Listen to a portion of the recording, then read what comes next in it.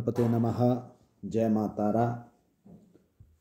पाराशर ज्योतिर्विज्ञान में आप सभी दर्शकों का हार्दिक अभिनंदन है। आज दुर्गा सप्तशती के मध्यम चरित्र में चतुर्थ अध्याय की कथा करते हैं। महिषासुर के वध के पश्चात भगवती जगदम्बा की देवताओं ने किस प्रकार स्तुति की, उस स्तुति को करते हैं। पूर्व में ध्यान। जिन देवी को देवगण चारों ओर से आवृत रखते हैं और सिद्धि लाभ की आकांक्षा वाले मनुष्य जिनकी सेवा शुश्रूषा में तत्पर रहते हैं, उन जया नाम वाली दुर्गा देवी की आराधना करना उत्तम है। उनके अंगों का वर्ण काले मेघों के समान श्याम रंग का है। उनके कटाक्ष मात्र से ही शत्रु समूह भयाकुल हो उठता है। उनके मस्तक पर चंद्रमा की रेखा बद्ध होकर शोभायमान होती है। उनके हाथों में शंख, चक्र, तलवार, त्रिशूल आदि शोभित हैं। वे 3 नेत्रों वाली देवी अपने वाहन सिंह के कंधों पर सवार होकर अपने प्रभाव से त्रिलोक को पूर्ण कर रही हैं। ऋषि ने कहा, अत्यंत बलशाली पापात्मा दैत्य महिषासुर तथा उसकी दानवी सेना का देवी के हाथ से संहार हो जाने के पश्चात इंद्रादि देवता नतमस्तक होकर भगवती दुर्गा देवी की स्तुति करने लगे। ऐसा समय में उनके सुंदर अंग में प्रफुल्लता के कारण रोमांच हो रहा था। देवताओं ने कहा, आपका स्वरूप ही सब देवों की शक्ति समूह है। आपने अपनी शक्ति से संपूर्ण विश्व को व्याप्त कर रखा है। आप समस्त देवों तथा महर्षियों के द्वारा परम पूज्य हैं। हे माँ जगदम्बा, हम आपको भक्ति भाव से प्रणाम करते हैं। आप हम सभी देवों का कल्याण करें।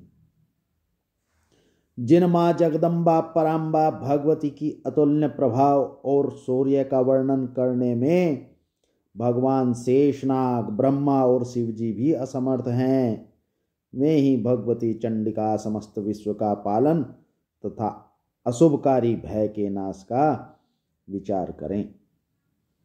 जो धर्मात्माओं के ग्रह में लक्ष्मी रूप में, दुरात्माओं के यहाँ निर्धनता के रूप में, विशुद्ध अंतकरण वाले पुरुषों के हृदय में बुद्धि के रूप में और सज्जनों में श्रद्धा के रूप में तथा कुलीन मनुष्यों में लज्जा के रूप में विराजमान रहती हैं, आप उन महामाया भगवती दुर्गा को हम प्रणाम करते हैं। हे देवी, आप समस्त विश्व का पालन करिए। हे देवी, हम आपके इस अचिंतनीय रूप का असुरों के संहार, शौर्य तथा संपूर्ण देवदानवों के सम्मुख उत्पन्न किए हुए अद्भुत चरित्र का वर्णन नहीं कर सकते। आप ही विश्व की उत्पत्ति में कारण स्वरूप हैं। आप में तीनों गुण सत, रज तथा तम विद्यमान हैं। फिर भी दोषों के साथ आपका संपर्क नहीं होता। भगवान विष्णु तथा शिव जी भी आपकी महिमा को नहीं जान सकते। यह चराचर विश्व आपका अंश है। आप ही सब जीवों के लिए आश्रयभूत हैं, क्योंकि एकमात्र आप ही सबकी मूलभूत अव्याकृता परा प्रकृति हैं। हे जगदम्बे, जिसके उच्चारण से सभी यज्ञों में देवताओं की तुष्टि होती है, वह स्वाहा आप ही हैं। इसके अतिरिक्त आप पितरों को भी तृप्ति प्रदान करती हैं। इस कारण आप सभी लोग स्वधा के नाम से संबोधित करते हैं। हे जगदम्बा, आप ही पराविद्या हैं, जिससे मोक्ष की प्राप्ति, अचिंत्य महाव्रत स्वरूपता, समस्त दोषों से हीनता, जितेंद्रता, तत्व की सारता होती है और सभी मुनिजन जिसके लिए निरंतर अभ्यासशील रहा करते हैं। आप शब्द स्वरूपा हैं। अत्यंत निर्मल ऋग, यजु तथा उद्गीत, सामवेद छंद में के रूप में जो गाया जाता है कि मनोरथ पद्म के साथ पाठ से युक्त आप ही उसकी आधार हैं। आप ही देवी तीनों वेद और 6 ऐश्वर्यों के संपन्न भगवती हैं। विश्व की उत्पत्ति एवं पालन के निमित्त आप ही कृषि एवं जीविका आदि के रूप में प्रादुर्भाव हुआ करती हैं। हे जगदम्बा, आप जगत की महान पीड़ा की नाशकर्त्री हैं।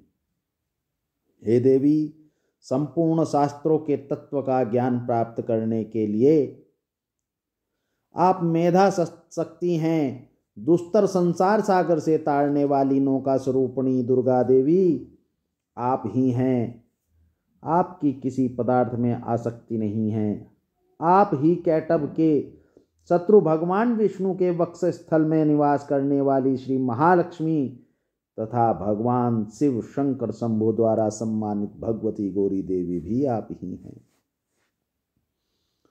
आपका मुखारविंद मुख कमल मृदुल हास्य से युक्त है, निर्मल पूर्ण चंद्रबिंब के समान और उत्तम स्वर्ग की सुंदर आभा से भाषित है। फिर भी आपके इस अनुपम लावण्य को देखकर महिषासुर ने कुपित होकर आप पर आघात कर दिया। यह बात आश्चर्य में डाल देने वाली है। हे माते, हे जगदम्बिके, वही मुख जब क्रोध की मुद्रा में उदयकालीन चंद्रमा के समान अरुण तथा चक्र भौहों के कारण भयंकर हो उठा, तब उस रूप को देखकर महिषासुर का सहसा प्राणांत नहीं हुआ। यह और भी अधिक आश्चर्य का विषय है, क्योंकि क्रुद्ध यमराज के सामने कौन प्राणी जीवन धारण करने में समर्थ हो सकता है। हे परमात्मा स्वरूपा देवी, आप प्रसन्न हो। आपके प्रसन्न होने पर विश्व का उत्थान होता है और कुपित होने पर कितने ही वंशों का विनाश हो जाता है। यह बात अनुभव द्वारा ही प्रत्यक्ष प्रमाणित हुई है। आपके क्रोधाग्नि में महिषासुर की विशाल वाहिनी सेना भी क्षण मात्र में भस्म उठी। आप सदैव अभ्युदय कर्त्री हैं। आप जिन लोगों पर कृपा दृष्टि रखती हैं, वे ही लोग देश में सम्मान, धन और ख्याति प्राप्त करते हैं। उन जनों का धर्म सभी प्रकार से स्थिर नहीं होता तथा वे ही अपने स्त्री पुरुष और भृत्यों के साथ रहकर धन धान्य से परिपूर्ण होते हैं। हे माँ जगदम्बिके, आपको ही कृपा कटाक्ष से धर्मात्मा व्यक्ति श्रद्धा पूर्वक सदैव धर्माचरण में निरंतर रहता है और आपके प्रभाव से स्वर्गलोक को प्राप्त करता है। अतएव आप निश्चिंत ही त्रिलोक्य को मनवांछित फल प्रदान करने वाली हैं। हे माँ दुर्गे, आप स्मरण मात्र से ही सब जीवों का भय निवारण करती हैं और स्वस्थ मनुष्यों द्वारा चिंतन करने पर उन्हें आप परम कल्याणकारी बुद्धि प्रदान करती हैं। दुख दारिद्र्य और भयहारी देवी, आपका चित्त परोपकार में निमित्त सदैव द्रवित रहता है। ऐसा दूसरा अन्य इस जगत में कौन है। हे मातेश्वरी, जो राक्षस अनंत काल तक नरक भोग करने के लिए पापाचार करते रहे, उन्हें युद्ध में वध करके स्वर्ग भेजने तथा संसार को सुखी करने के उद्देश्य से ही आप उनका वध करती हैं।